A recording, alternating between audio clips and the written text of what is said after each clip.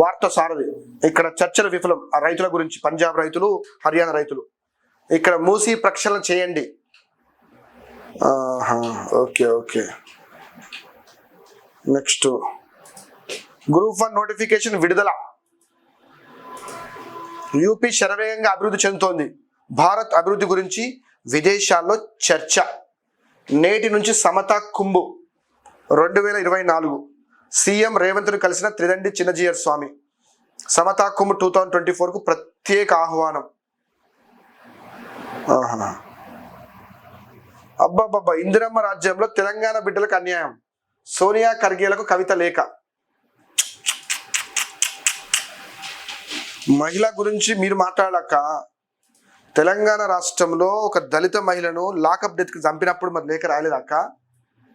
ఇక్కడ దమ్మాయిగూడలో ఒక చిన్న పిల్లను అఘాయిత్యం చేసి చంపేస్తే లేఖ రాయలేదాక? తెలంగాణ రాష్ట్రంలో ఆడబిడ్డలు ఉద్యోగాల గురించి, డిఎస్సి గురించి, గురుకుల గురించి, టెట్ గురించి, గ్రూప్స్ గురించి, పోలీస్ శాఖ గురించి ఉద్యోగాలు ఇవ్వండి, నోటిఫికేషన్ ఇవ్వండి, రిజల్ట్ ఇవ్వండి, హైకోర్టు మెట్లెక్కినప్పుడు లేఖ రాయలేదాక? ఒక్కనాడన్న మీ మీద ఒక రకమైన అభాండం అనుకోండి, లేదా ఇంకేదని అనుకోండి, ఢిల్లీలో పోయి సారా దుకాణము, మందు దుకాణం పెట్టిన పబ్లిక్ అన్నప్పుడు నేను పెట్టలేదు, నాకు సంబంధం లేదు, ఒక మాట చెప్పినావు అక్క, ఒక లేఖ రాసినావు అక్క. మహిళలకు సమానంగా అవకాశాలు ఇవ్వాలి, పార్లమెంట్లో బిల్లు తీసుకురావాలి, అందరికీ సమానంగా అవకాశాలు ఇవ్వాలి, సీట్లు ఇవ్వాలి అని చెప్పారు.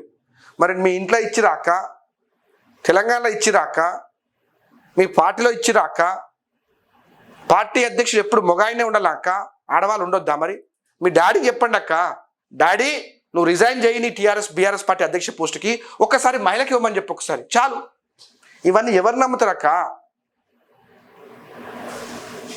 మీరు పెట్టుకునే వాచ్ 15 లక్షలక్క, మరి ఆ లెటర్ రాయి మరి 15 లక్షల గురించి అని పబ్లిక్ అంటురక్క. ఇవన్నీ ఎవరు నమ్మే పరిస్థితి లేరు, కానీ ఇవన్నీ బంద్ చేయండి అక్క దయచేసి. ఇంకా మీకు అప్పులు ఉన్నాయట, రెంట్ హౌస్లో ఉన్నారట, మరి పార్ట్ టైం జాబ్ చేసుకోవచ్చు కదా అక్క. లేదంటే ఇప్పుడు గ్రూప్ 1 పోస్ట్ పడి అప్లై చేయండి, గ్రూప్ 1 పోస్ట్కి అప్లై చేయండి అక్క. మీరు ఆ అప్పులు తీర్చుకోండి, ఆ కిరాయి ఉందిగా ఇల్లు, ఆ కిరాయి సొంత ఇల్లు కొనుక్కోండి, ఇందిరమ్మ ఇల్లు అప్లై చేసుకోండి మీరు అని పబ్లిక్ అంటురక్క.